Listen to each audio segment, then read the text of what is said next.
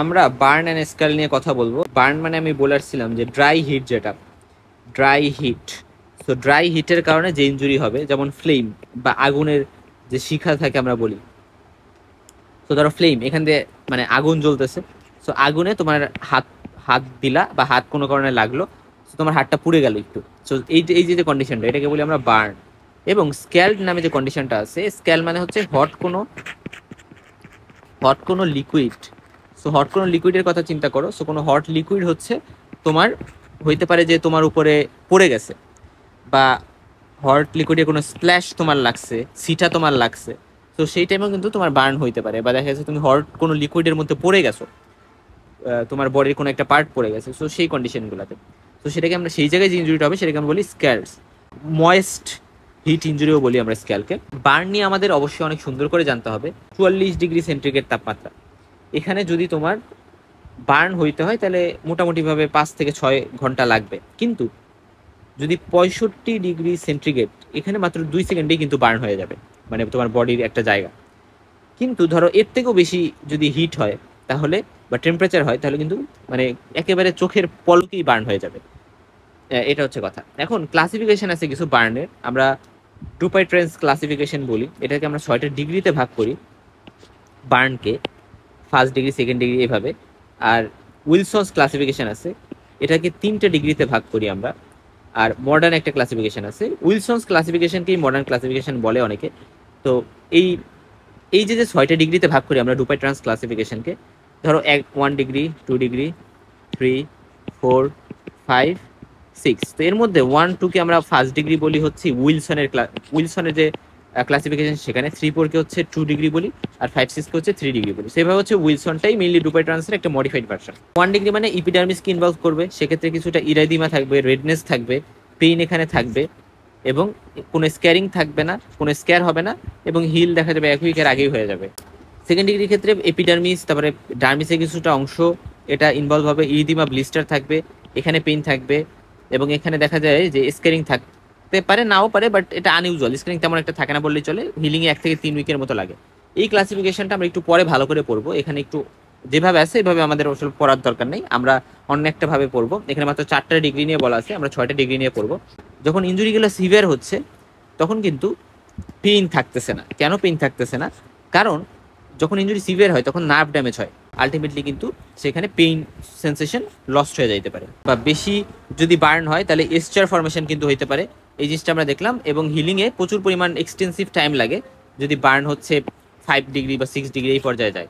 এখন দেখো এই যে বার্ন দেখানো হয়েছে, যেখানে হয়তো বা জাস্ট উপরে একটু বার্ন হয়েছে, এপিডার্মিসকে ইনভলভ করে, এখানে ডার্মিসকে ইনভলভ করছে, এরপরে এখানে ডিপ বা কমপ্লিট ডার্মিসকে ইনভলভ করছে, এখানে ফুল থিকনেস একটা বার্ন আমরা দেখতেছি, যেখানে মাসেলকে ইনভলভ করছে, এবং আলটিমেটলি কিন্তু বোনকেও ইফেক্ট করছে এই বার্নটাতে আমরা দেখলাম। বার্ন সারফেস এরিয়া, এটা এস্টিমেট করা খুব ইম্পর্টেন্ট একটা জায়গা। মানে ধরো আমার বডিতে পুড়ে গেছে, এখন কতটুকু জায়গা পুড়ে গেছে এটা তো আমার বের করতে হবে। বডির কত পার্সেন্ট, বডির টোটাল সারফেস এরিয়ার কত পার্সেন্ট পুড়ে গেছে, এক্ষেত্রে আমরা রুল অফ 9টা ফলো করার ট্রাই করি, যেটাকে রুল অফ ওয়েলেসও বলা হয়, ওয়েলেস। সো এটাকে রুল অফ ওয়েলেসও বলা হয়। আরও কিছু নিয়ম আছে, যেমন রুল অফ পাম বা লান্ড অ্যান্ড ব্রাউডার্স চার্ট। এই জিনিসগুলো আমাদের জন্য অতটা ইম্পর্টেন্ট না। রুল অফ পাম মানে হচ্ছে অ্যাকচুয়ালি, ধরো যদি বার্নড যে সারফেস এরিয়া, ধরলাম ফর এক্সাম্পল পাম, আমাদের যে পাম থাকে না হাতের, সো ওই পাম এর যে যতটুকু জায়গা, অতটুকু জায়গা যদি পড়ে যায় আমাদের বডির কোথাও, তাহলে সেটাকে আমরা বলি যে বডির 1% পড়ছে, মানে বিষয়টা এরকম আর কি। হ্যাঁ, এক্ষেত্রে প্যাচি বার্নসের ক্ষেত্রে আমরা এভাবে হিসাব করতে পারি রুল অফ পাম দিয়ে, কোথাও প্যাচ প্যাচ হয়তো বা পুড়ে গেছে সেই সকল কন্ডিশনে। বাট নর্মালি আমরা রুল অফ 9 দিয়ে হিসাব করতে পারি। তো রুল অফ 9-এর ক্ষেত্রে যে জিনিসটা মনে রাখবা, হেড নেকের যে রিজনটা, এই রিজনটাতে টোটাল 9%, মানে এই রিজনটা পুড়ছে মানে টোটাল 9% পুড়ছে। তবে এখানে একটা ইম্পর্টেন্ট কথা, যে front of the head neck এটা হচ্ছে 4.5%, আর ব্যাক অফ দ্য মানে হেড নেক এটা হচ্ছে 4.5%। অর্থাৎ কারো যদি ধরো সামনের টুকু পড়ে গেছে হেড নেকে, তাহলে সেটা 4.5% অফ হিজ বডি বা অফ হার বডি পুড়ে গেছে।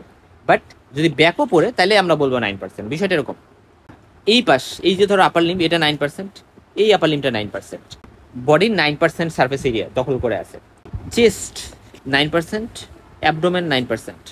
এখন এখানে একটা ইম্পর্টেন্ট বিষয় মাথায় রাখবা, যে চেস্ট 9% বলতে বোঝানো হয়েছে যে চেস্টের সামনে কিন্তু 9%, আবার পেছনে কিন্তু 9%, ঠিক আছে। কিন্তু ঠিক একইভাবে অ্যাবডোমেনের সামনে 9%, অ্যাবডোমেনের পেছনে 9%, অর্থাৎ ওভারঅল ট্রাঙ্কে তাহলে 36% হয়। কিভাবে? কারণ চেস্ট দিয়ে হচ্ছে 18 হইলো, সামনে পেছনে 18, আবার অ্যাবডোমেনে সামনে পেছনে 18, তাহলে টোটাল ট্রাঙ্কটা চেস্ট আর অ্যাবডোমেন মিলে 36% হইলো। আর আপার লিম্বের ক্ষেত্রে হচ্ছে টোটাল ধরো এই সাইডের যে আর্ম, তারপর হচ্ছে ফোর আর্ম, তারপরে হ্যান্ড, এই সব মিলিয়ে হচ্ছে ধরো ফ্রন্ট অফ দ্য যে আমাদের লিম্ব, ফ্রন্ট অফ দ্য লিম্বে, আপার লিম্বে হচ্ছে 4.5% আর ব্যাকে 4.5%, তার মানে টোটাল 9 হইলো। তাহলে এটাও টোটাল 9 সামনে পেছনে মিলিয়ে। আর এই যে রিজনটা, এই রিজনটাকেও আমরা বলি হচ্ছে যে জেনিটালিয়ার রিজনটা হচ্ছে 1%। লোয়ার লিম্বের ক্ষেত্রে সামনে 9%, পেছনে 9%, পেছনেও 9%, ফলে প্রত্যেকটা লিম্বে হচ্ছে 18% হচ্ছে। এবং এইভাবে দুইটা লিম্বেই কিন্তু, দুইটা লোয়ার লিম্বেই কিন্তু 36% হয়ে যাচ্ছে। অপরদিকে আপার লিম্বের ক্ষেত্রে কিন্তু আলাদা ছিল। আপার লিম্বে হচ্ছে প্রত্যেকটা লিম্বে হচ্ছে 9%, সামনে পেছনে মিলে, সামনে হচ্ছে 4.5% আর পেছনে 4.5%, মানে জায়গা দখল করে বডির।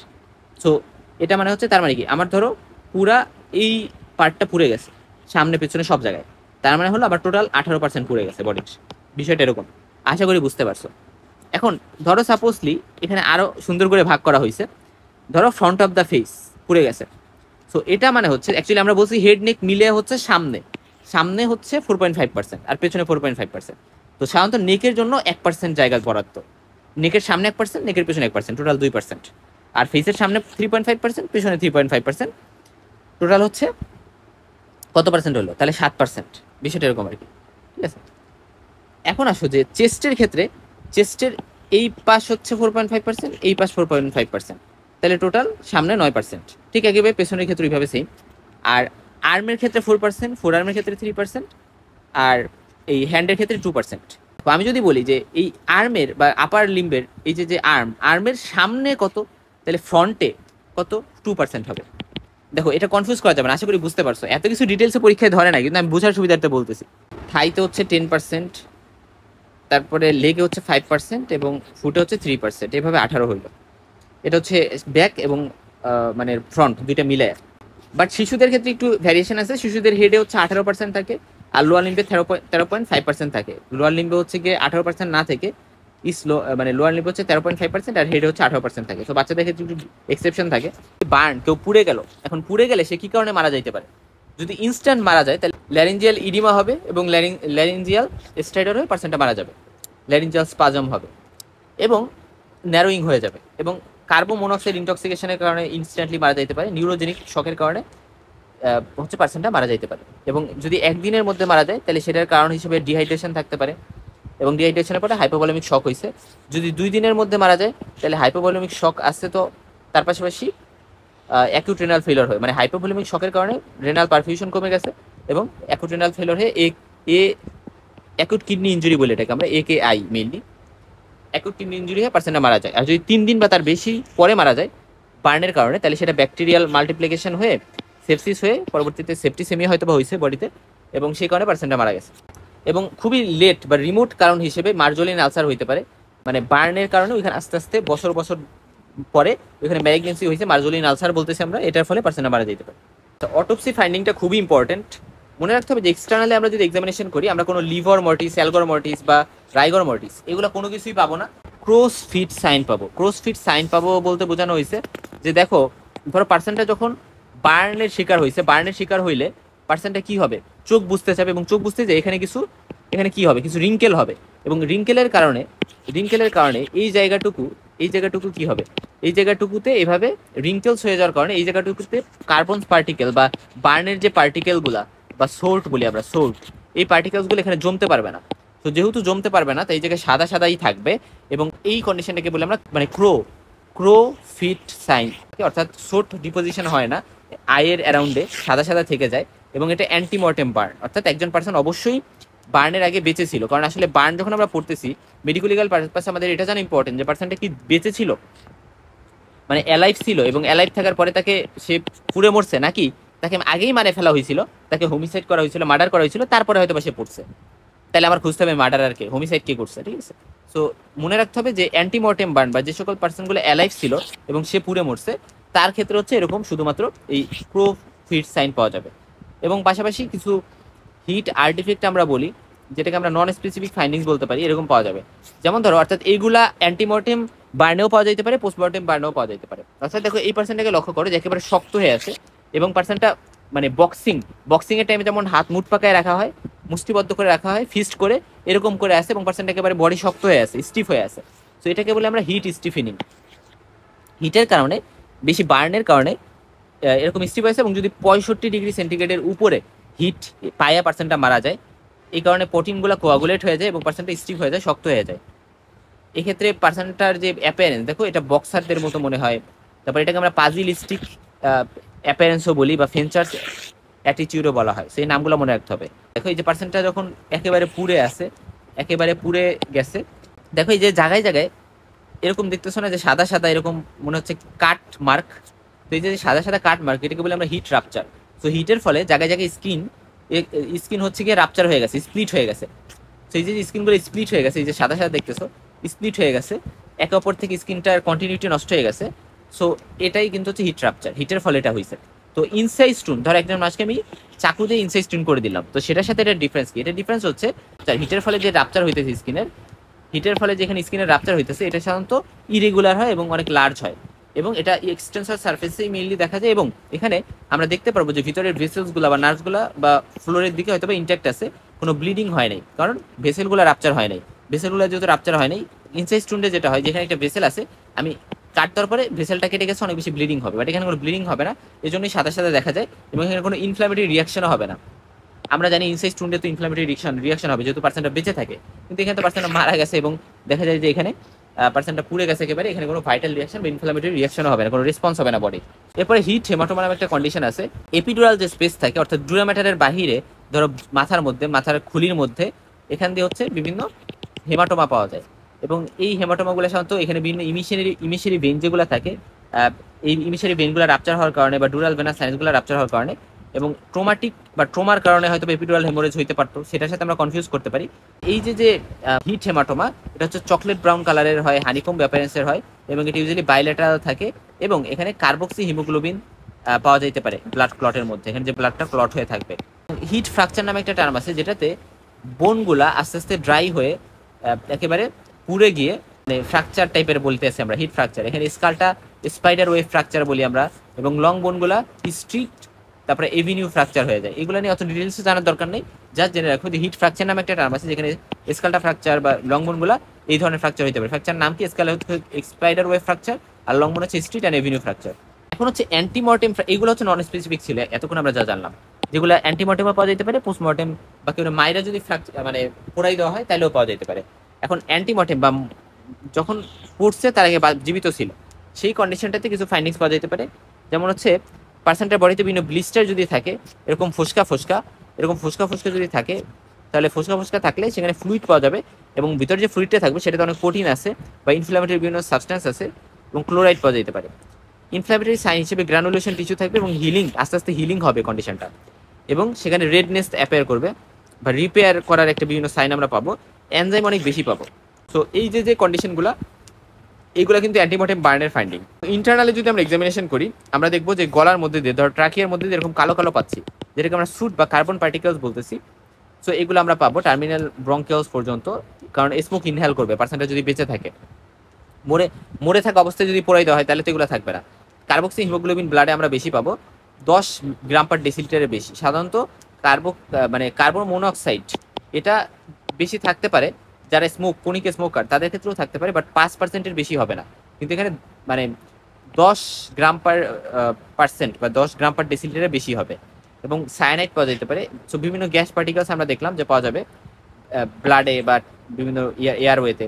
কার্লিং আলসার বা স্টেলস আলসার পাওয়া যেতে পারে ডিওডেনাম, স্টোমাক, এই সকল জায়গায় দেখা যায় যে এই আলসারটা পাওয়া যেতে পারে। এবং এই যে আলসারটা পাওয়া যায়, এটা অবশ্যই ইন্ডিকেট করে যে পার্সনটা সাথে সাথে মরে নাই, বার্ন হওয়ার 3 থেকে 7 দিন বা একটা ডিউরেশন পরে যায় মরছে, কারণ এই আলসারগুলো অ্যাপেয়ার করতে হলে একটা টাইম লাগে, একটা ডিউরেশন লাগে। বার্ন আর স্কালের পার্থক্যটা যদি একটু কুইকার রিভাইজ করি, যে অ্যাকচুয়ালি বার্ন তো ফায়ারের কারণে হয়, এটা হট লিকুইডের কারণে হবে। এবং এখানে হচ্ছে চারিং বা সিঙ্গিং, অর্থাৎ একেবারে পুড়ে ঝলসে গেছে, এটার ক্ষেত্রে ইস্যুটা হচ্ছে এটা বার্নের ক্ষেত্রে মেইনলি থাকবে, স্কালের ক্ষেত্রে ওইভাবে আমরা বুঝতে পারবো না। এবং সোডেনিং এবং ব্লিচিং, সোডেনিং মানে হচ্ছে একেবারে ধরো পুরো সিদ্ধ হয়ে গেছে, বা ব্লিচ বা সাদা সাদা হয়ে গেছে, এরকম হচ্ছে মেইনলি স্ক্যাল্ডের ক্ষেত্রে থাকবে, বার্নের ক্ষেত্রে থাকবে না। এবং ব্লিস্টারের লাইনগুলো মেইনলি স্ক্যাল্ডের ক্ষেত্রে পাওয়া যায়। স্প্ল্যাশিং ইঞ্জুরি তো মেইনলি স্ক্যাল্ডেই হবে। এবং ক্লোদিং যেটা বা জামা কাপড়টা তো বার্নসের ক্ষেত্রে পুড়ে যাবে। তো বার্নসের ক্ষেত্রে জামা কাপড় পুড়বে, বাট স্ক্যাল্ডের ক্ষেত্রে ইনট্যাক্ট থাকবে অথবা ভেজা থাকবে। এবং লেভেল অফ কন্ট্যাক্ট ইম্পর্টেন্ট। সাধারণত আমরা বার্ন যেহেতু ফ্লেম আকারে থাকে, এটা উপরের দিকে যাইতে চায় বা বার্নটা উপরের দিকে উঠতে চায়, so at the level of contact or above. আর স্ক্যাল্ডের ক্ষেত্রে এরা যেহেতু লিকুইড, এরা নিচের দিকে গ্র্যাভিটির কারণে পড়ে যায়, ফলে অ্যাট দ্য লেভেল অথবা বিলো দ্য কন্ট্যাক্ট। বার্ন মানে হচ্ছে সেই ইঞ্জুরি যেটা হচ্ছে হিটের অ্যাপ্লিকেশনের ফলে হয়েছে, এবং এটা কেমিক্যাল বিভিন্ন সাবস্টেন্স দ্বারাও কেমিক্যাল বার্ন হইতে পারে, সেটা এক্সটার্নাল বা ইন্টারনাল সার্ফেস অফ দ্য বডিতে যদি এভাবে সাবস্টেন্সগুলো কেমিক্যাল বার্ন করতে পারে। এবং মেডিকো লিগালি আমরা কীভাবে বলি যে যেটা lightning, electricity, X ray, UV রে, করসিভ কেমিক্যাল সাবস্টেন্স, এগুলোও কিন্তু মেডিকো লিগালি বার্নের আন্ডারে পড়ে। সো ওই যে কথাটা বলে আসলাম, 44°C তাপমাত্রায় 5 থেকে 6 ঘন্টা লাগবে বার্ন হইতে, পুরা ইঞ্জুরি হইতে। 65°C তাপমাত্রায় 2 সেকেন্ডে হয়ে যায়। আর 70-এর অ্যাবোভে দেখা যায় সেকেন্ডের মধ্যেই, মানে একেবারে নিমিশেই হচ্ছে একটা ফুল থিকনেস ডিস্ট্রাকশন হয়ে যায় এবং বার্ন হয়ে যায়। ওই যে ড্রুপেট্রান্স ক্লাসিফিকেশন, উইলসন্স ক্লাসিফিকেশন আছে বলেছিলাম। ফার্স্ট ডিগ্রি বার্নের ক্ষেত্রে দেখো এরা শুধু স্কিনটা রেডিং হবে, এটাকে আমরা ফার্স্ট ডিগ্রি বার্ন বলতেছি। পরবর্তীতে সেকেন্ড ডিগ্রি বার্ন মানে হচ্ছে যেটা এপিডার্মিসকে ইনভলভ করবে শুধুমাত্র এবং ব্লিস্টারিং পাওয়া যেতে পারে। থার্ড ডিগ্রি বার্নের ক্ষেত্রে স্কিনটা পার্টলি ডিস্ট্রয়েড হবে। ফোর্থ ডিগ্রিতে স্কিনটা কমপ্লিটলি ডিস্ট্রয়েড হবে, অর্থাৎ ডার্মিসটা কমপ্লিটলি ইনভলভ হয়। এবং ফিফথ ডিগ্রিতে দেখা যায় সাবকিউটিনিয়াস টিস্যু ইনভলভ হয়। সিক্স ডিগ্রিতে মাসেল মানে বোনস এগুলা ইনভলভ হয় এবং এগুলো একেবারে পুড়ে যায়। সো আলটিমেটলি এটা আমরা কীভাবে ক্লাসিফাই করলাম, ডুপেট্রান্স ক্লাসিফিকেশন, এটা হচ্ছে ডিপ টপলেশন বা ডেপথ টপলেশন, কতটুকু বডির কতটুকু ভিতরে ঢুকতেছে, এই জিনিসটা ইম্পর্টেন্ট। এবার আসলে যে বার্ন এর ক্লাসিফিকেশন, উইলসনের যে ক্লাসিফিকেশন, এটাকে আমরা 3 ভাগে ভাগ করি। তো ডুপেট্রান্সের 1 আর 2 কে মিলে আমরা এটা করলাম, এবং এখানে রেডিনিং থাকে, রেদিমা থাকে, ব্লিস্টারিং থাকতে পারে এবং এপিডার্মিসকে ইনভলভ করবে। এটা পেইনফুল হয় এবং কোনো স্কার ফর্মেশন ছাড়া দ্রুত হিল করে যেতে পারে 1 থেকে 3 উইকের মধ্যে। সেকেন্ড ডিগ্রি বার্ন যেটা, এটার ক্ষেত্রে চারিং ডিস্ট্রাকশন থাকবে এবং স্কিনে ফুল থিকনেস ইঞ্জুরি হবে। এপিডার্মিস, ডার্মিস দুইটাকে ইনভলভ করবে এবং পার্মানেন্ট স্কার একটা ফর্মেশন করে তারপরে হিল করে। থার্ড ডিগ্রি বার্ন যেটা, এটা খুবই সিভিয়ার এবং এখানে স্কিনের নিচে বিভিন্ন ফ্যাট, মাসেল, বোনস এগুলোকে পোড়াই ফেলে এবং এখানেও স্কার ফর্মেশন করবে এবং এখানে কন্ট্রাকচার ফর্মেশন করতে পারে। আচ্ছা, আরেকটা ক্লাসিফিকেশন আছে যেটাতে আমরা সুপারফিশিয়াল বার্ন বলতেছি, যেটা শুধুমাত্র টপ লেয়ার অফ দ্য স্কিনকে ইনভলভ করে। এখানে স্কিনটা রেড হয়ে যায়, ড্রাই হয়ে যায় এবং হোয়াইটে টার্ন করতে পারে যদি এটাকে প্রেস করা হয়, এবং পেইন থাকবে, ভেরি পেইনফুল। 3 থেকে 6 দিনের মধ্যে হিল হবে, কোনো স্কার রেখে যাবে না। সুপারফিশিয়াল পার্সিয়াল থিকনেস যে বার্ন, এটা হচ্ছে ব্লিস্টার থাকবে, স্কিনটা ভেজা ভেজা থাকবে, রেড থাকবে, পেইনফুল থাকবে। সাধারণত যদি এয়ার টেম্পারেচার এগুলোর সংস্পর্শে আসে তাহলে পেইনফুল হবে এবং 7 থেকে 20 দিন লাগবে হিল হইতে। এবং এখানে কালার চেঞ্জ হইতে পারে স্কিনের, লার্ক বা ডার্ক স্পট থেকে যেতে পারে। এবং ডিপ পার্সিয়াল থিকনেস যে উন্ড, এটার ক্ষেত্রে উন্ডটা ভেজা ভেজা হবে, কিছুটা মানে ওয়েক্সি বা মোমের মতো স্কিন, মিক্সড কালার থাকবে, হোয়াইট থাকতেছে, রেড থাকতেছে, চিজি লুক থাকতেছে, এই কালারগুলো মিক্সচার থাকবে, ব্লিস্টার থাকতে পারে এবং দেখা যায় যে এটা হোয়াইট হয় না যদি প্রেস করি। তারপরে সেন্সেশনের যে বিষয়টা, এখানে দেখা যাবে যে প্রেশারটাই শুধু ফিল করা যাবে, বাট দেখা যায় যে কোনো হিট, এয়ার এগুলো কোনো কিছুই ফিল করা যাচ্ছে না। সো এই জিনিসটা ইম্পর্টেন্ট, কোনো সেন্সেশন লস হয়ে গেছে। এবং হিলিংয়ের ক্ষেত্রে 21 দিনেরও বেশি সময় লাগবে। স্কেরিংয়ের ক্ষেত্রে কন্ট্রাকচারের কিন্তু হাই চান্স থেকে যায়। আর ফুল থিকনেস যে বার্ন, যেটা ডিপেস্ট লেয়ারকে ইনভলভ করে, একেবারে বোন, মাসেল এগুলোকে ইনভলভ করে ফেলবে, সেক্ষেত্রে কোনো পেইনই পাওয়া যাবে না, কারণ নার্ভগুলো ড্যামেজ হয়ে যায়। যদি বডির 2%-এর বেশি পড়ে যায় তাহলে সেটা নিভার মানে একা একা কখনোই সারে না, এবং এখানে অনেক বেশি কন্ট্রাকচারের চান্স থেকে যায়, ফলে ডিফর্মিটি হয় পার্সেন্টার। সো বার্নের কী কী কারণ হতে পারে, এক তো ঘরে আগুন লাগিয়ে যেতে পারে, তারপরে কাপড়ে আগুন লাগতে পারে, পেট্রোল, গ্যাস এগুলো ফাইটে যেতে পারে, ফ্যাক্টরি, ইন্ডাস্ট্রিয়াল এই সকল জায়গায় আগুন লাগতে পারে, সূর্যের কারণে বা ফ্লেম এর কারণে বা হট মেটাল রেডিয়েশন এগুলোতেও কিছু টাইমে হয়তো বা বার্ন হইতে পারে। ইলেকট্রিসিটি, লাইটেনিং, কেমিক্যালস এগুলোর কারণে বার্ন হইতে পারে। এবং যত বেশি হিট হবে তত বেশি ড্যামেজ হওয়ার চান্স থাকবে, যত বেশি সময় ধরে এক্সপোজার থাকবে তত বেশি সময় ধরে বার্নটা ড্যামেজ করতে পারবে। এবং বার্ন যদি বিগ হয়, যেমন ধরো 50% অফ দ্য বডিকে এফেক্ট করছে, তাহলে সেটা ভেরি ডেঞ্জারাস। এবং কিডস হচ্ছে মোর ডেঞ্জারে থাকে, ওল্ডাররা একটু লেস ডেঞ্জার। এবং ইউজুয়ালি ফেস, নেক, চেস্ট এই সকল জায়গায় বেশি রিস্কি, এই সকল জায়গায় বেশি বার্ন হয়। বেশিরভাগ ক্ষেত্রে দেখা যায় যে ওম্যানরা বেশি এফেক্টেড হয়, কারণ ওম্যানরা অনেক বেশি কাজ করে। তার রুল অফ 9টা আমি বলে আসছি, এখানে খুব সহজ করে বলা আছে। 9টা ভাগে মানে 9%কে এই যে 11টা জায়গাকে আমি ডিস্ট্রিবিউট করে দিচ্ছি 9%, জাস্ট পুডেন্ডাল এরিয়া বা জেন্টিলেতে 1%, এভাবে 100% কমপ্লিট হয়ে গেল। এই টার্মটা একটু দেখে নিব, আমি এগুলো অলরেডি এক্সপ্লেন করে আসছি। দেখো 30% অফ দ্য বডি যদি বার্ন হয় সেটা ডেঞ্জারাস, যদি 50% বডি বার্ন হয় সেটা ফ্যাটাল, এবং 20% ফ্লুইড লস যদি হয় তাহলে সেটা শক করতে পারে। 30 থেকে 50% ফ্লুইড লস হলে সেটা ফ্যাটাল হয়। এবং বার্ন যদি চেস্ট, অ্যাবডোমেন, জেনিটালস এই জায়গায় হয় তাহলে সেটা বেশি ডেঞ্জারাস। এবং 40 ইয়ার্স ওল্ড এবং 40% বার্ন, এটা কিন্তু বেশি রিস্কি, অর্থাৎ একটু বয়সে বেশি, পাশাপাশি 40% বার্ন হয়েছে, এটা অনেক বেশি রিস্ক, এবং ওমেনরা বেশি, মানে ওমেনদের হচ্ছে এফেক্ট হওয়ার চান্স খুব বেশি। এরপর আসা যাক যে কি কি কমপ্লিকেশনস হইতে পারে বার্নের পরে। অ্যাসফিক্সিয়া হইতে পারে, কারণ ব্রিদিং প্রবলেম হবে, শক হইতে পারে, হাইপোভলিমিক নিউরোজেনিক শক, দুই ধরনের। নিউরোজেনিক শকটা মেনলি পেইনের কারণে এবং নার্ভাস সিস্টেম ড্যামেজের কারণে হয়। সেপসিস হইতে পারে, অর্থাৎ ব্লাডে ইনফেকশন ছড়াই যাবে, স্কার ফর্মেশন হইতে পারে। কিছু কিছু পার্সনের ক্ষেত্রে কিলোয়েড হইতে পারে, অর্থাৎ কিলোয়েড মানে হচ্ছে রেইসড, যখন বিভিন্ন স্কার ফর্মেশন হইতেছে সেটা অনেক মোটা এবং উঁচা হয়ে আছে, সেটাকে আমরা কিলোয়েড বলতেছি। সো কিলোয়েড ফর্মেশন হইতে পারে। ডেথের কারণ কি হইতে পারে? নিউরোজেনিক শক, হাইপোভলিমিক শক, কোমা, অ্যাসফিক্সিয়া। আর লেট কজের মধ্যে আছে অর্গান ইনফ্লামেশন, টক্সিমিয়া, যদি পয়জন হচ্ছে ব্লাডে চলে যায়, আর হচ্ছে ইনফেকশন, সেপসিস, এক্সজশন, বডি অনেক বেশি উইক হয়ে যায়। সেকেন্ডারি ইনজুরি, অর্থাৎ যদি ঘর দেখা গেলো তার উপরে পড়ে গেছে, সে পুড়ছে আবার ঘরও তার উপর পড়ে গেছে, সেই কারণে মারা যেতে পারে। এবং হাইপোভলিউমের কারণে কিডনি ফেলিওর হতে পারে, অ্যাকুট কিডনি ইনজুরি হতে পারে, কার্লিং আলসার হতে পারে, ব্লিডিং হতে পারে, শক হতে পারে। বার্ন কিন্তু শুধুমাত্র একটা মেডিকেল বিষয় না, এটা বিভিন্ন ক্রাইম সলভ করতেও হেল্প করতে পারে।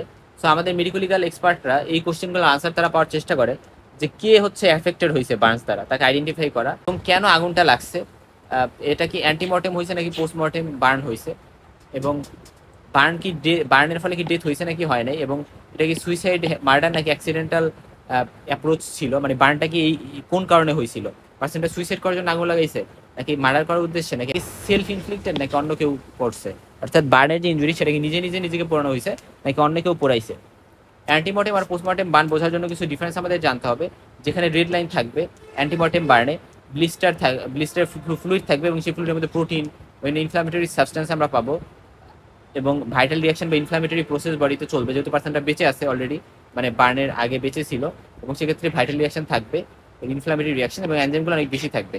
অপরদিকে পোস্টমর্টেমে সবগুলো উল্টা। ভাইটাল রিয়াকশন মানে আমরা জানি লিভিং টিস্যু ফাইট ব্যাক, অর্থাৎ তাকে যদি কোনোভাবে অ্যাটাক করা হয় সে উল্টা অ্যাটাক করবে। আমরা কীভাবে ট্রিটমেন্ট দিব, ম্যানেজ করবো, ফার্স্ট হচ্ছে হসপিটালাইজ করতে হবে, কিছু ইনিশিয়াল এবিসিডি ম্যানেজমেন্ট দিতে হবে, এয়ারওয়ে ব্রিদিং, এবিসিডি মাধ্যমে আমরা মনে রাখি। এয়ারওয়ে মানে হচ্ছে পেশেন্ট শ্বাস প্রশ্বাস ঠিকঠাক নিতে পারতেছে, ব্রিদিং হচ্ছে ঠিকঠাক, অক্সিজেন ভেন্টিলেশন ঠিক আছে, এবং সার্কুলেশন মেনটেন হচ্ছে, ব্লাড ফ্লো ঠিকঠাক আছে। ডিসেবিলিটি হচ্ছে ব্রেন নার্ভাস সিস্টেম ঠিকঠাক আছে কিনা।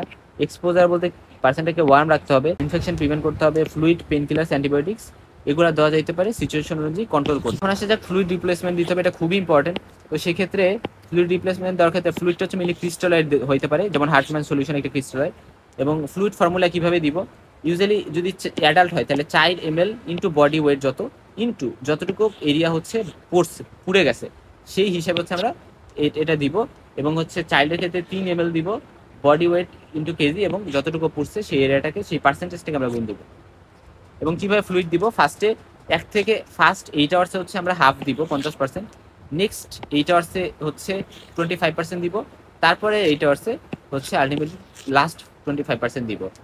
এই যে আমরা টাইম কাউন্ট করি, এই টাইমটা মেইনলি বার্নের পরেই কিন্তু শুরু হয়ে যায়, হসপিটাল অ্যারাইভালের ওই টাইম থেকে না, যখন থেকে বার্ন হয়েছে তারপর থেকে এই টাইমটা কাউন্ট করা হবে। হচ্ছে যে সেকেন্ড 24 আওয়ার্সে, হ্যাঁ, ফার্স্ট ডের পরে কীভাবে আমরা দিব, সেক্ষেত্রে পলের সলিউশন ক্রিস্টালাইট একসাথে দিই, এবং 0.35 থেকে 1 ml মানে বডি ওয়েট ইন্টু কেজি, আর হচ্ছে burn surface area in percentage.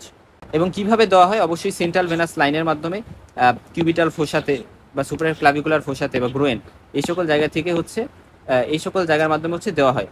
এই জিনিসগুলো আমরা একটু জানলাম। এখন আসা যাক যে ব্লাড ট্রান্সফিউশন কখন লাগবে। চিলড্রেনদের ক্ষেত্রে যদি বার্ন 25%-এর বেশি হয় তাহলে ব্লাড দেওয়া লাগবে, আর 10 থেকে 25% বার্ন যদি হয় তাহলে হচ্ছে ব্লাড মেবি লস্ট, অনেক বেশি লস্ট হবে, এবং সেক্ষেত্রে 25%-এর বেশি বার্ন হলে আমরা ব্লাড দেবো। অ্যাডাল্টের ক্ষেত্রে বার্ন যদি 25 থেকে 30%-এর বেশি হয় তাহলে ব্লাড দেওয়া লাগবে, এবং 25% ব্লাড লস মানে ভেরি সিরিয়াস ব্লাড লস। আর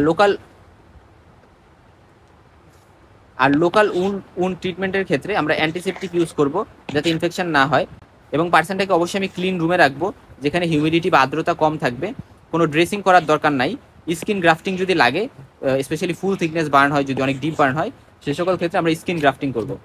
আর পোস্টমর্টেম ফাইন্ডিংসের ক্ষেত্রে এক্সটার্নালি আমরা দেখবো জামা কাপড় পুড়ে গেছে, ফেসটা ফুলে গেছে, স্কিন সায়েন্সের মধ্যে ব্লিস্টার পাওয়া যেতে পারে, বা স্কিনটা অনেক বেশি ডিপ বা ভিতরে পুড়ে গেছে বুঝতে পারি, ব্লু স্কিন হইতে পারে, সায়ানোসিস হইতে পারে। যদি পার্সনটা অ্যাসফিক্সিয়াতে মারা যায় তাহলে কোনো অক্সিজেন থাকবে না। এবং সাইন্ড হেয়ার, এটা বলতে বোঝানো হয়েছে যে হেয়ার পুড়ে গেছে, বা হচ্ছে গিয়ে কার্লি এবং টাইনি ভেকলস পাওয়া যেতে পারে, এবং পাজিলিস্টিক বাউলার স্যাটিটিউড এটা পাওয়া যেতে পারে। এটা মানে হচ্ছে আর্ম হচ্ছে বক্সারদের মতো ফ্লেক্সড করে যে অ্যাপিয়ারেন্সটা, সেখানে মাসেল শ্রিঙ্কেজ করে হিটের কারণে, ওখানে প্রোটিন হচ্ছে কোয়াগুলেশনের কারণে এরকম পাজিলিস্টিক বা বাউলার্স অ্যাটিটিউড বা যেটাকে আমরা বক্সার্স সাইন বলি এরকম পাওয়া যায়। এবং মাউথ, নোজ এই সকল জায়গায় কার্বন পার্টিকেলস পাওয়া যেতে পারে স্মোক ইনহেলেশনের কারণে। ব্রেন স্কাল এই সকল জায়গায় ফ্র্যাকচার, সোলেন হয়ে যাওয়া, বিগ রেড কালার ব্লাড পাওয়া যেটাকে আমরা হিট হেমাটোমা বলতেছি। ল্যারিংস ট্রাকে এই সকল জায়গায় কার্বন স্যুট বা কার্বন পার্টিকেলস পাওয়া যাবে, কালো কালো হয়ে যাবে এবং ফ্রোদি মিউকাস পাওয়া যেতে পারে। লাংসগুলো কনজেস্টেড থাকবে, ইডামাটাস থাকবে, ফোলা থাকবে, ইনফ্লাম থাকবে, প্লুরা অলসো ইনফ্লাম থাকবে, কনজেস্টেড থাকবে। কনজেস্টেড মানে এখানে অনেক বেশি ব্লাড হয়তো বা ফিল্ড হয়েছে, জমা হয়ে আছে। এবং স্টোমাক ইন্ডাস্ট্রি এই সকল জায়গায় কার্লিং আলসার পাওয়া যাবে। এই জিনিসটা ইম্পর্টেন্ট, কার্লিং আলসারটা এই জন্য আলাদা করে পড়তে হবে। এবং স্টোমাকে কার্বন পার্টিকেলস পাওয়া যেতে পারে। স্প্লিন, লিভার, কিডনি সবগুলো কনজেস্টেড, ইনফ্লাম। হার্টের চেম্বারগুলো ফুল অফ ব্লাড থাকবে। পাজেলিস্টিক অ্যাটিটিউড যেটা বা যেটাকে আমরা হচ্ছে ফেন্সার্স সাইন, ডিফেন্স অ্যাটিটিউড আমরা বলি, এটা হচ্ছে স্পেশাল বডি একটা পোস্টার, এটা আমরা দেখে আসছি। তো লেগটা দেখা যায় মানে হিপ জয়েন্টে, নি জয়েন্টে ওই জায়গায় বেন্ড হয়ে থাকে, আর্মটা ফ্লেক্সড হয়ে থাকে এলবো, রিস্ট এই সকল জায়গায়, এবং হেডটা স্লাইটলি ব্যাকওয়ার্ড থাকে, এবং ফিঙ্গারগুলা মুষ্টিবদ্ধ করার মতো হচ্ছে ক্ল টাইপের, ক্ল হ্যান্ড স্টাইলে থাকে। স্পাইনটা হচ্ছে বেন্ড করতে পারে, অপিস্থোটোনাস যে পজিশন টিটিনাসে আমরা পাই ওরকম ব্যাকওয়ার্ডস দিকে বেন্ড করতে পারে ওখানে মাসেলের কন্ট্রাকশনের কারণে। এটা কেন হয়? এটার কারণ হচ্ছে মাসেলের যে প্রোটিনগুলা সেগুলো শ্রিঙ্ক করে যায় হিটের কারণে, এবং মানে কোয়াগুলেশন করে যায়। এবং ফ্লেক্সর মাসেলসগুলা আমরা জানি যে এক্সটেন্সর মাসেলগুলোর থেকে স্ট্রং। সো এগুলা কি করে, লিম্বকে ফ্লেক্সড পজিশন এই জন্য হচ্ছে টানে। এবং পার্সন অ্যালাইভ থাকুক বা ডেড থাকুক, এটা একটা নন স্পেসিফিক সাইন। পার্সেন্টেজ যদি অনেক বেশি হিটে, স্পেশালি 65°C বেশি হিটে পোড়ানো হয় বা পড়ে, তাহলে কিন্তু এরকম হবে। মেডিকুলিক্যাল ইউজ হচ্ছে এটা অ্যান্টিমর্টেম, পোস্টমর্টেম দুই ক্ষেত্রেই পাওয়া যায়। সো এটা একটা একেবারে স্পেসিফিক না, বাট এটা বডির কন্ডিশনকে স্টাডি করতে হেল্প করবে। কার্লিং আলসার একটা টার্ম আছে, এটা মানে একটা স্পেশাল টাইপ অফ স্ট্রেসের ফলে, এই যে স্ট্রেস পাচ্ছে তার ফলে আলসার হচ্ছে। স্মল ইন্টেস্টাইন, ডিওডেনাম বা স্টোমাকে পাওয়া যেতে পারে। এটা হচ্ছে গিয়ে ফার্স্ট পার্ট অফ ডিওডেনামে মেইনলি পাওয়া যায়, এবং এটা 10 ডে অফ বার্ন পেশেন্টে পাওয়া যায়। অর্থাৎ একটা বার্ন পেশেন্ট, সে 10 দিন অথবা সার্ভাইভ করছে, সার্ভাইভ করার পরে যে হচ্ছে এই কার্লিং আলসার তার হয়েছে, তারপরে যে এসে মরছে। সো আলটিমেটলি এই কার্লিং আলসার এইটা কিন্তু আমাদের একটা ইন্ডিকেশন দেয়, এটা ইম্পর্টেন্ট। এবং এটা punched out ulcer, sharp ulcer, এটা ডিওডেনামে পাওয়া যায়, এবং পেশেন্টটা অ্যালাইভ ছিল 7 থেকে 10 দিন বার্নের পরে, তারপরে মরছে হয়তোবা। এবং এটার ডায়ামিটার 2 সেন্টিমিটারের মতো হইতে পারে। এটা স্টোমাক ইন্টেস্টাইন এই সকল জায়গায় অ্যাপ্লাই করতে পারে। সো এটা কিন্তু 7 থেকে 10 দিন সার্ভাইভ করে তারপরে মরছে, তাদের ক্ষেত্রে এটা অ্যাপ্লাই করে, এই জন্য এটা খুবই ইম্পর্টেন্ট। এবং এটা স্পেসিফিক সাইন বার্ন ভিকটিমসদের ক্ষেত্রে, স্ট্রেস রেসপন্সের ক্ষেত্রে স্ট্রেস পাইছে এবং তার বিরুদ্ধে রেসপন্স আকারে এরকম স্ট্রেস আলসার পাওয়া যেতে পারে। হিট হেমাটোমা যেটা, এটা নিয়ে আমরা বলে আসছি। এবং এটার ক্ষেত্রে যেটা হয় যে ব্লাড স্কালে ব্লাড লিকেজ হয়, এপিডুরাল হচ্ছে হেমাটোমা পাওয়া যায়। ভেনাস সাইনাসেস গুলা বা ইমিশারি ভেনের রাপচারের কারণে মেইনলি এটা হয়েছে। এটা মোস্ট কমন সাইড হচ্ছে প্যারিটো টেম্পোরাল যে reason, we side of the skull দিয়ে এটা হইতে পারে। এবং এটা ফ্রন্টাল অক্সিপিটাল রিজনও হইতে পারে। মেইনলি হচ্ছে ভেসেল বার্স্ট হয়ে যাওয়ার কারণে বা রাপচার হয়ে যাওয়ার কারণে সেটা স্কালে মানে হচ্ছে অ্যাকুমুলেট করে, এবং সেটা ব্লিডিং এর মতো মনে হয়। এক্সট্রাডুরাল হেমোরেজের সাথে এটাকে আমরা কনফিউজ করতে পারি, বাট আমি বলে আসছিলাম যে এই দুটোর মধ্যে ডিফারেন্স কি। পাশাপাশি ক্লট এখানে সফট থাকে, চকলেট ব্রাউন কালারের থাকে, সামটাইমস পিঙ্ক থাকতে পারে যদি কার্বন মনোক্সাইড প্রেজেন্ট থাকে, হানিকম্ব অ্যাপিয়ারেন্সের থাকবে, এবং ভলিউম হচ্ছে 120 ml এর মতো হতে পারে, থিকনেসটা এখানে বলা আছে। এবং এখানে কার্বক্সি হিমোগ্লোবিন পাওয়া যায়।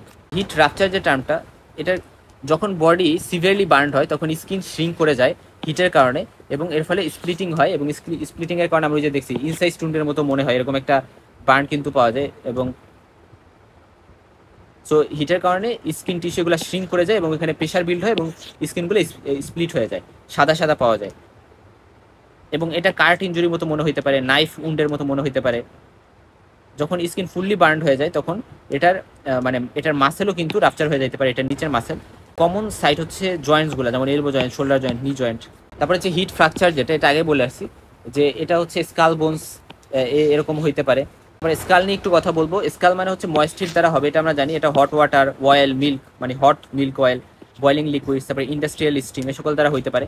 ক্লিনিক্যাল ফিচার্সের মধ্যে হচ্ছে স্কাল্ডে সোয়েলিং থাকা, ব্লিস্টার থাকা, হোয়াইট প্যাচ হওয়া এরকম। এবং যেখানে কন্ট্যাক্ট হয় তার সেন্টারে মেইনলি ড্যামেজটা করে। যখন জামা কাপড় পরে আছে তার উপরে এরকম একটা গরম কিছু পড়ছে, সেটা একটু লেস সিভিয়ার হবে, কারণ ক্লোজ হচ্ছে প্রোটেকশন হিসেবে কাজ করে। মানে ডিপলি এই যে স্কাল এটা ড্যামেজ করতে পারে। ফার্স্ট কথা ইরাইদিমা করতে পারে, মানে স্কিনটা লাল লাল করে দিতে পারে ইমিডিয়েটলি স্কাল্ড হওয়ার পরে। এটা হচ্ছে হিট ব্লাড ভেসেলগুলোকে ড্যামেজ করে, এই কারণে হতে পারে যে ইরাইদিমা হতে পারে, রেডনেস হতে পারে।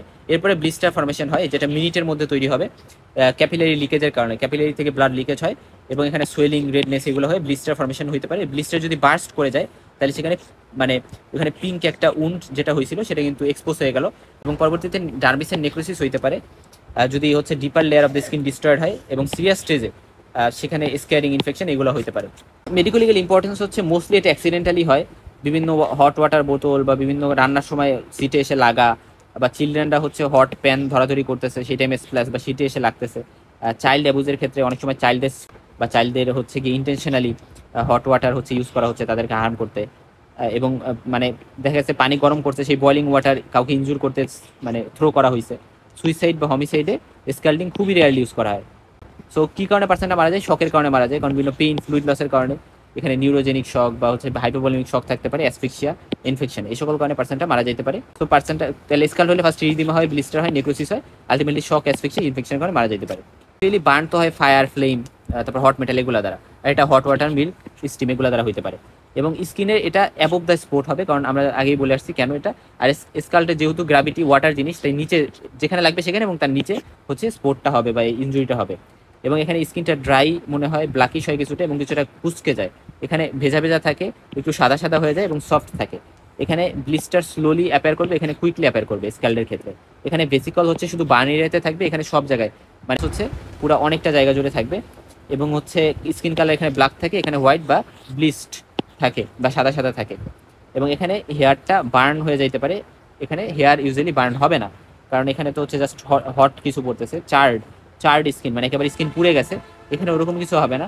এখানে ড্রিপ মার্কস যেটা এখানে থাকবে না, এখানে কিন্তু থাকবে, ক্লিয়ারলি বোঝা যায়। ড্রিপ মার্কস মানে ফোটায় ফোটায় পরে আমরা বলি না, সো ফোটা ফোটা বিভিন্ন জায়গায় ফোটা ফোটা এরকম ড্রিপ মার্কস। এবং কতটা ডিপ? এটা বেশি ডিপ বার্ন, অর্থাৎ বার্ন যেটা সেটা ডিপ, বাট এটাতে শ্যালো বা অল্প, মানে পেনিট্রেশন তেমন একটা হয় না। এবং লাঙে স্মোক এটাতে পাওয়া যাবে, এটাতে পাওয়া যাবে না। স্কেয়ার এখানে বেশি থিক হবে, মোটা হবে। স্টিফ স্কিন এখানে পাওয়া যায়, এবং ক্লোজ এখানে পুড়ে যাবে, এখানে পুড়বে না, জাস্ট ভিজা থাকতে পারে।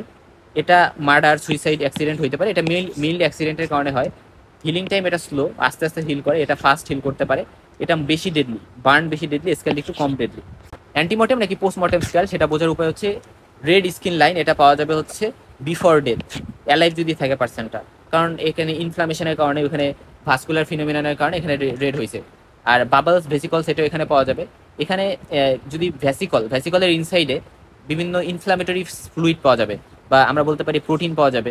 সেই জিনিসগুলো হচ্ছে ভ্যাসিকলস যদি রাপচার করি বা তার মধ্যে আমরা পাবো, কিন্তু এখানে পচে যাওয়া বা ডেথের পর যদি পচে যায় তার মধ্যে গ্যাস থাকবে শুধু, ইনফেকশন এখানে পাওয়া যাবে, এখানে যাবে না। তারপরে হচ্ছে রেড লাইনের যে বিষয়টা, ব্লিস্টারকে সাউন্ড করে রেড লাইন থাকবে অ্যান্টিমর্টেমে, কারণ ইনফ্লামেশন থাকবে, এখানে অ্যাবসেন্ট থাকবে। এখানে serous fluid, high proportion of albumin, তারপর হচ্ছে ক্লোরাইডস, এগুলো থাকবে, এগুলো ইনফ্লামেটরি, এগুলো ইন্ডিকেট করে যে ইনফ্লামেশন হয়েছে। বাট এখানে শুধু ইয়ার থাকবে, এবং তারপরে এতে কোনো ইনফ্লামেশন চলবে না। এবং এখানে বেসটা রেড থাকবে, ইনফ্লাম থাকবে, কিন্তু এখানে ইয়েলো, ড্রাই এবং হার্ড, এগুলো মনে রাখবো। জাস্ট মনে রাখবো অ্যান্টিমর্টেমের ক্ষেত্রে ইনফ্লামেটরি বা ভাইটাল রিয়াকশন থাকবে, পোস্টমর্টেমের ক্ষেত্রে এটা থাকবে না।